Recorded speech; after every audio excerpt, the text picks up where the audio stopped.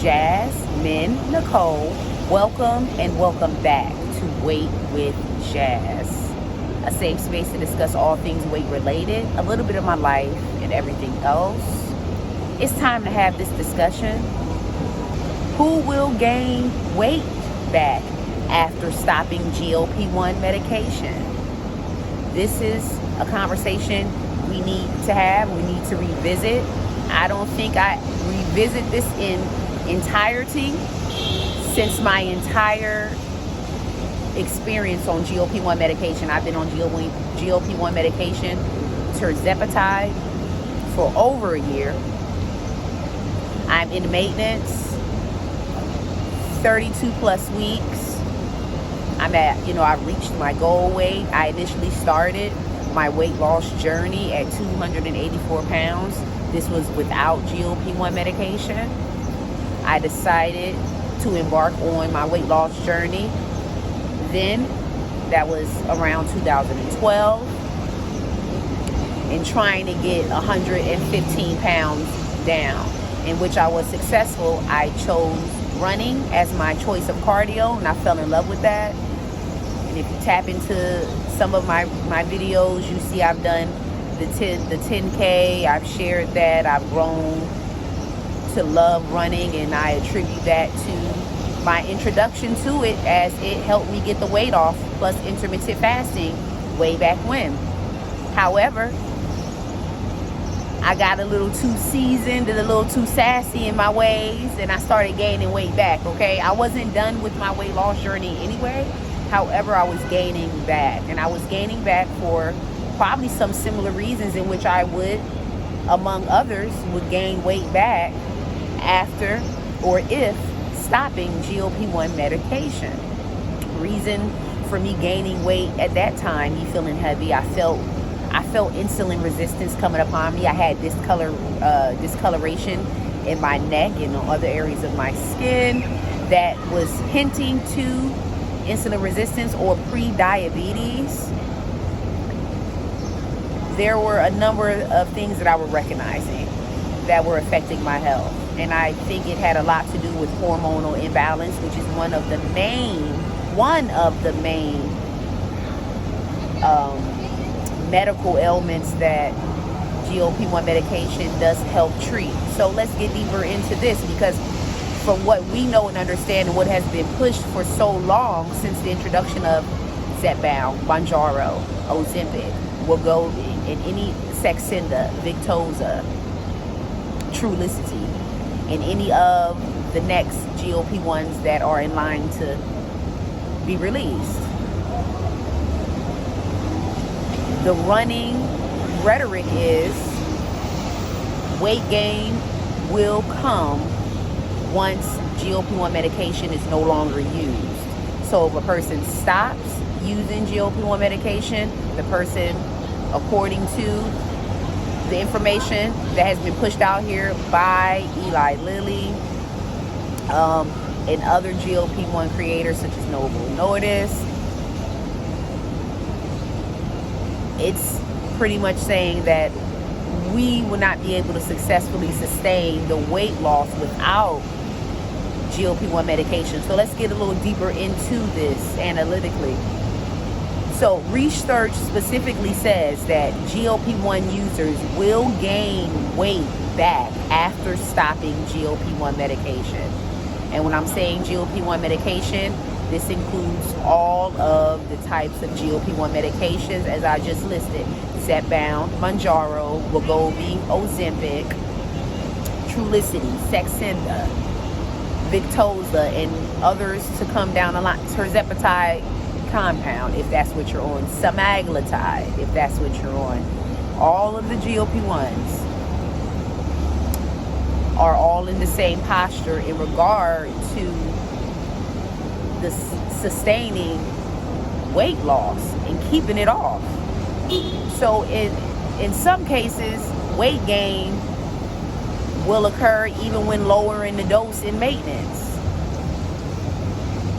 Many experience this, and they experience the fluctuation in the weight as a result of it. The up and down on the scales during maintenance, the the up and downs on the scale when you're in your weight loss journey, which this toxically puts me in a mindset, you know, to constantly lose weight in maintenance. This is where the dilemma came in with me. Okay, and I'm looking at the information that's presented in the data, and I'm like, well, this makes sense, because even within maintenance at a lower dose, maybe the dose is not all the way appropriate enough for me, and it's still contributing to the fluctuation in the scale. So I'm dealing with weight gain, whether it's inflammation, water, or fat. I'm dealing with it, you know. And that put me in a mindset of constantly needing to lose weight while I'm supposed to be quote unquote in maintenance. It can mess the head up, okay? So I had to kind of pull back and reevaluate things and understand the perspective of weight management and how I should view it, perceive it, how I should live with it, okay? Understanding whether or not weight will be gained, whether I'm on a low dose or on no dose at all, is crucial to know here. As some people don't want to continue the medication. They want to be able to operate on their own without it. Some want to be able to operate on a very low dose, such as me. Currently, I'm on tirzepatide, 5 milligrams, as a maintenance dose, and I inject bi-weekly until my compound is no longer available, if that happens, or if I choose to no longer go with that particular provider. Who knows? I have zepbound pens, you know, and I have zepbound pens set up in a way in which I can take them once a month. So I have a large supply that will last me. But because I'm in maintenance, once a month injection should work, I believe, but I won't know until, you know, I actually test it out. But I'm hoping that's the case. But here's the thing, I know that once a month injection is going to have to be permanent for me. It's a life injection. I may not be doing it every week or bi-weekly, and I'm minimizing it down to once a month, but I have not completely eliminated it out of my routine, because I understand, based on my makeup and all of the benefits that GLP1 provides and the ailments that it treats, weight-related, that it is definitely advantageous for me to stay on it in some form of a dose to maintain my weight, to maintain my weight range, okay? So, what does the data say about weight gain after GLP-1? Weight gain is likely after stopping tirzepatide. About 14% of the weight lost can be regained within 1 year. About 14% of the weight loss can be regained in 1 year.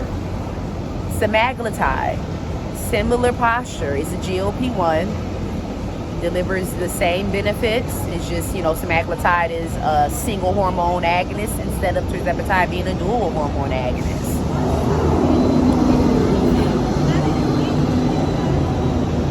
Weight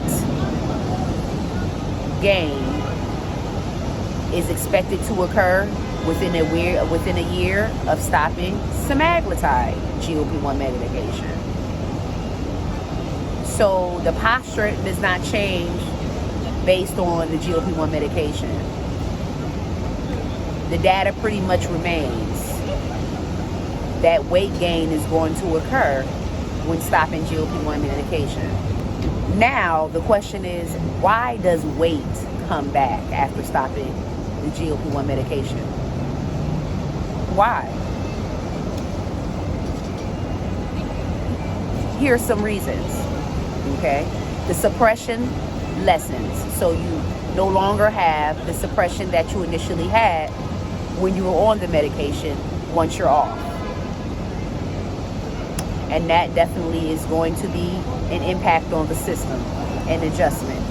The digestion The delayed digestion no longer exists. Regular digestion returns, because delayed digestion was a component of the GLP-1 medication, which made you feel full longer. Okay? So it stretches out your suppression furthermore.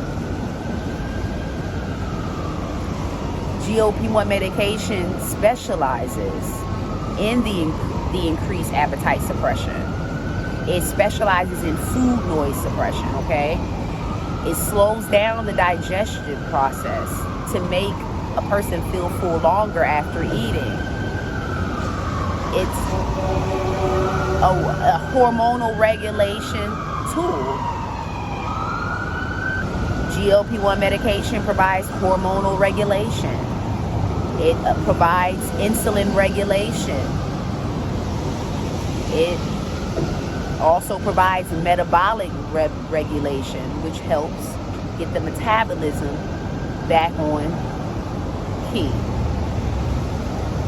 And then it also treats sleep apnea. You know, you need to sleep well a certain number of hours, and you need to slip into your REM sleep, a healthy sleeping posture, in order to lose weight properly. A lot of people often are in a stall, and it has something to do with their sleeping patterns scientifically. Sleep apnea is real. The symptoms of sleep apnea are real, even if you're not diagnosed. GLP-1 medication still treats the symptoms and the actual diagnosis. Who will gain the weight back is the question. Since we have all this information on, you know, weight gain is going to occur, there is a small portion of a study, you know, that claims that some are going to be able to keep weight off. So who will gain the weight back and who will not? So let's see, about 90% of tirzepatide users, GLP-1 users, will gain the weight back without tirzepatide. 90% of the users who keep using tirzepatide will maintain their weight. And this is based off of a study. Okay. Now, who will maintain it without GLP-1 medication? According to those numbers. So if 90% of people remain on tirzepatide, GLP-1 medication, and they are able to successfully retain their weight management, then that configures to about 10% of tirzepatide users remaining who will actually maintain the weight without the medication. So there is a 10% disparity there from 90. So 90% of people are doomed to gain the weight back without the medication. 10% are likely to remain at their appropriate weight range off of the medication. 90% of people using tirzepatide GLP-1 medication who stop using it will likely gain a portion of the weight back. So who should remain on GLP-1?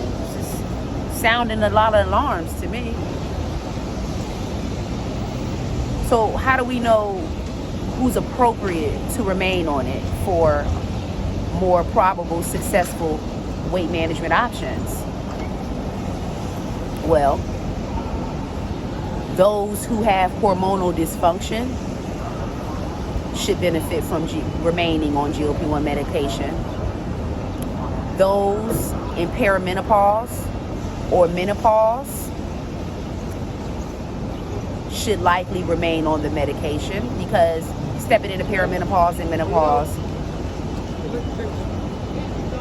are opportunities for weight gain due to hormonal imbalance, as well as other issues that occur, such as bone density deterioration and all of that type of thing. But specifically, it can promote belly fat through dysfunctional hormonal imbalance.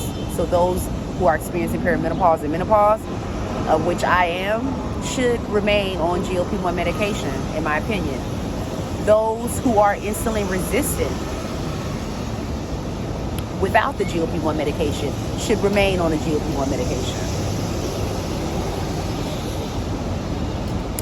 Those who have other weight-related comorbidity medical conditions, such as heart-related conditions, kidney-related conditions, and so forth, plus more, should likely remain on GLP-1 medications. Those conditions can cause a barrier in weight loss and actually can promote weight gain due to possibly other medications that are taken that can cause weight gain as well, that are not GLP-1 medication.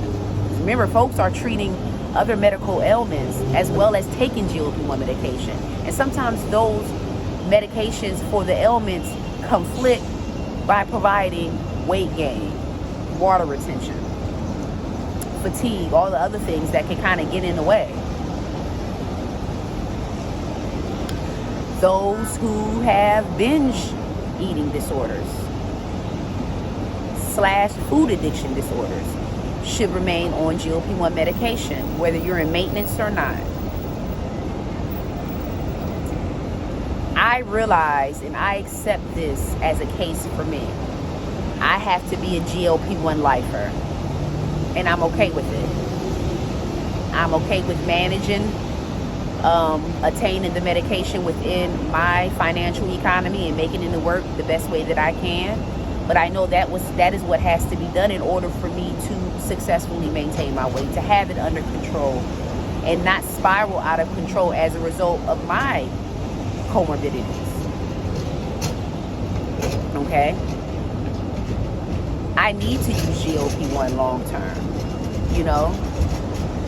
maintain a successful weight range, and also,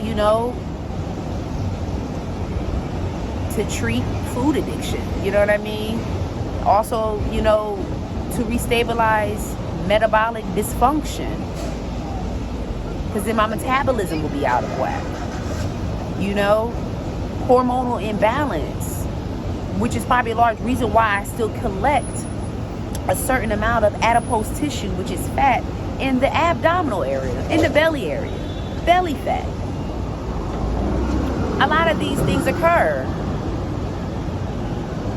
And GLP-1 medication, tirzepatide, semaglutide, zepbound, mounjaro, wegovy, ozempic, saxenda, toza, trulicity, the list goes on, help to alleviate these conditions, if not completely omit them while using it. But what happens is once you stop using the medication, these symptoms come back. And that's where we are. They come back. And when they come back, sometimes regardless, the level of lifestyle practices that you have in place may not make much of a strong difference if you're dealing with other factors, other medical factors. You know what I'm saying? If you're dealing with what I just listed, you're dealing with hormonal dysfunction, and then you're not having that suppression, and you don't know how to manage suppression on your own. A lot of us don't know how to manage suppression properly on our own, which is why we're on this GLP-1 medication for appetite suppression and for food noise suppression, and to regulate all the other things within our body and brains that are associated to food. And I feel like it's such a disparity, and it's such a sad thing that we have to go through what we're going through in regard to legislation for approval, lowering these medications. The president is finally addressing the disparity, the unfair disparity of medication pricing in the United States compared to other third world countries. Okay, the U.S. definitely price gouges pharmaceuticals, unfortunately taking advantage of those who are sick, the population of the ill, You know, whether it's GLP-1 medication or other medication. Now, this specifically is not only just a bill for GLP-1 medication, but GLP-1 medication falls in the line of it. And the president specifically made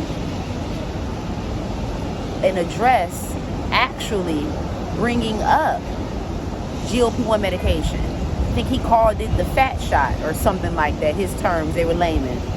And how he was trying to understand how, from someone else who had reached out to him complaining about the disparity of price, why is the fat shot so expensive here and so cheaper over there in the UK or in another country? I'm glad the president put that in a press conference. And, you know, in conclusion with overall the other medications that need to be appropriately priced between 30% to 80% cheaper. Specifically GLP-1 medications. Go ahead and knock GLP-1 medication down 50 to 80% cheaper. I would love to see that. And this would be a win-win for the president if this executive bill holds its truth. See what I'm saying? If it holds its truth, it's a win-win. And the president really making moves here. And he will really gain a lot of the community support, especially the obese community support, if he's able to actually pull this off.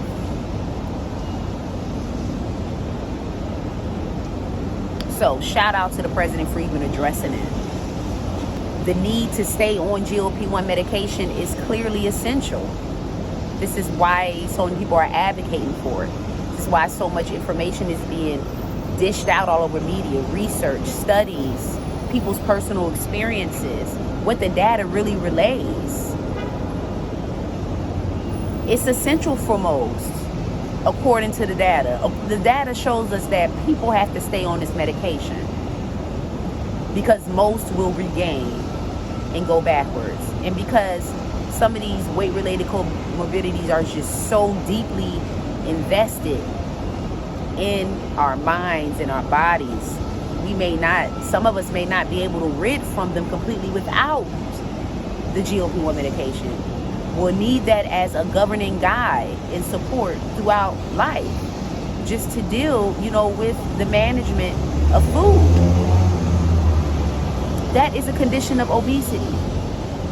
That is a condition of food addiction. It is real. Food addiction on a small level to an extreme level. It doesn't matter. It has the potential to destroy.